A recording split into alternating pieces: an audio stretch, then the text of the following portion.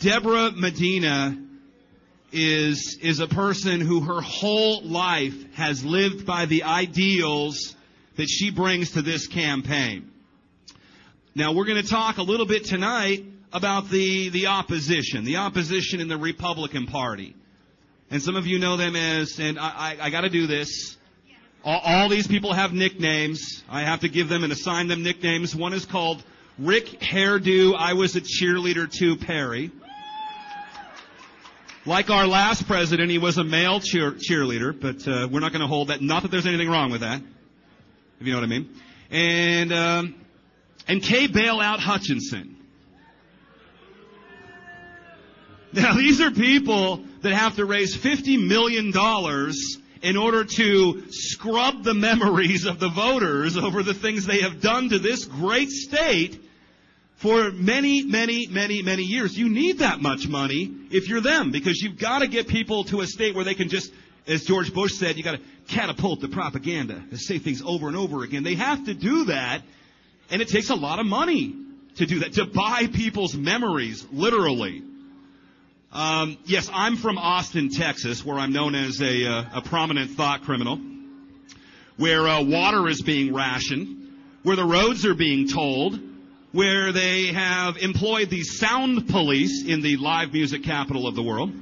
They go around and they test the sound. It's live music capital of the world as long as it's not over 100 decibels. Where smoking is illegal. I believe Hitler did that, but we better not say that here. It might end up on Chris Matthews' MSNBC. Where it's illegal to be drunk in a bar, Austin, Texas, where the weird get green and they force us to do the same, where Lloyd Doggett finally learned the meaning of just say no, where Governor Perry rents a $10,000 a month McMansion after burning down the last one with pom-poms and Everclear. That's a long story. Where the girls don't shave their legs, but the men do. Where it's illegal to ride your bicycle without a helmet and soon without registration, insurance, and a license. We want to see your papers. Where the military cooks up bio-warfare agents. Where eminent domain reigns. Where it never rains. Would somebody please get on the phone, call the Pentagon, and tell them to send the planes? Yes, I am Jack Blood. Speaking of blood, they take it from you in Austin, Texas, and in Dallas, Texas, when you won't incriminate yourself. Little pesky thing there called the Fifth Amendment. Where the Obama chief, Art Asinvedo, wants to create a DNA database on the citizenry. Of course, all of this is for your safety. Now, what we were able to do was we stopped No Child Left Behind. That's a statewide issue, the New Freedom Initiative. Any of you heard of this? We were very, very close to Rick Perry signing this, and what it was is they do psychological evaluations on all of your children in the schools, and if they do not pass the certain parameters of this psychological evaluation, then they get drugged. Coincidentally enough, there's something very similar to this in the Obamacare bill. But we were able to defeat that. We were able to defeat the checkpoints with Texans against checkpoints.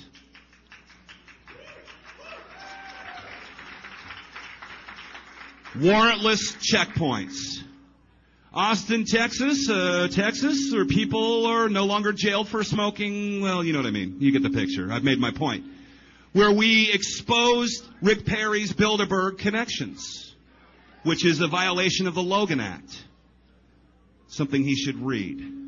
Tonight, you and I, we have come out for the people's candidate for the governor of Texas, Debra Medina.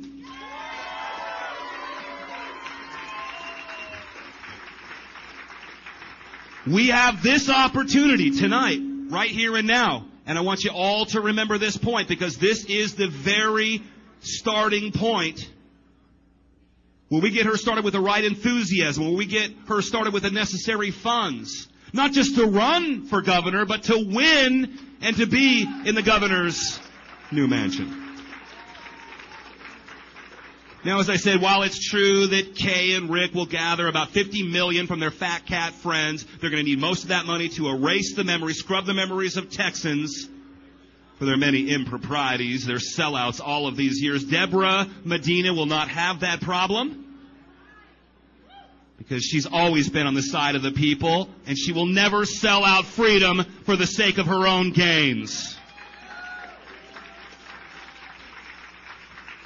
Now, we were talking about these town hall meetings. How many of you have been to a town hall meeting recently and challenged the status quo? Tracy Miller is here. Tracy, you might have seen her on the Drudge Report, all over the media, Fox and Friends. And the clip that they featured was just her people showing up at a town hall meeting with Sheila Jackson Lee. And in the middle, correct, Tracy, you're a cancer survivor, and she's asking her a question about the healthcare system and how it might affect someone like herself that has cancer. And in the middle of the question, without saying, hey, wait a minute, I've got to take an important call, will you all just not, would you just stop asking your question because, I'm taking an important call here. She just gets right on the phone and starts taking a call and starts talking to whoever, getting her marching orders, ignoring Tracy Miller and her question. And Ed Dickey, who did the video for that as well. This is the powerful... See, these guys have to have $50 million because they have to hire these huge, videographers and these press people, and everyone's got to get paid, and everyone wants to get paid, and spread it around. Spread the money around, Rick, okay? Spread it around.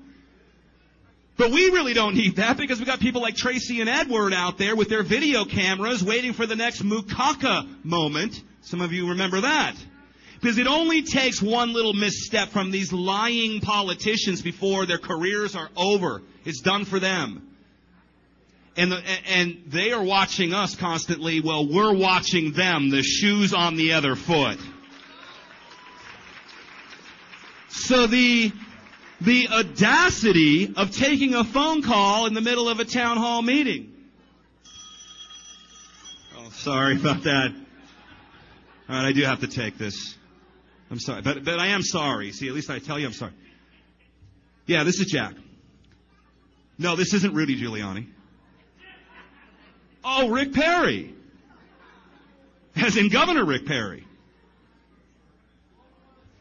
You still at the hairdresser? It's almost 8 o'clock. Oh, your hairdresser's on retainer. How much is that now? Wow. No wonder the state's on a $31 billion in-debt budget.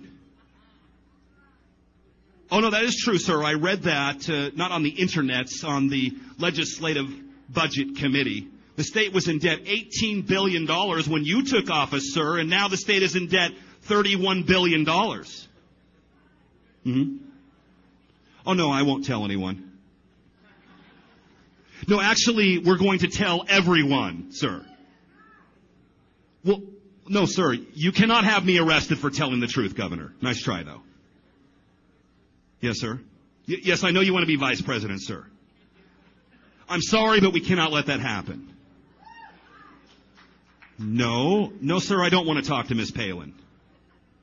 Yes, I understand. Yes, the toll road takeover was a big mistake. Yeah.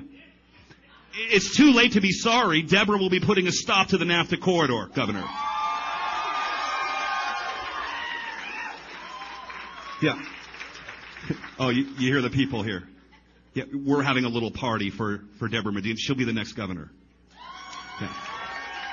Yeah, I'm sorry, but your investments into all of the eminent domain land deals will probably go sour. But I guess you know now how all the people are feeling that have been disclosed on.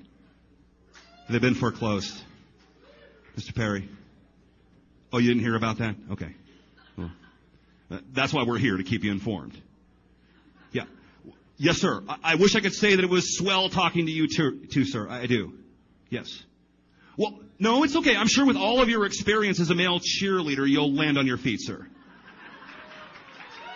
No, I don't have Jerry Jones's phone number, sir. You're going to have to look that up. Right. You too, Governor. Okay. Yeah. Oh, you're going to see Debra Medina in the debates, for sure. Yes. Hello? Governor? Guess he hung up. Well, I mean, sometimes you just got to take a call, folks. That's how it goes.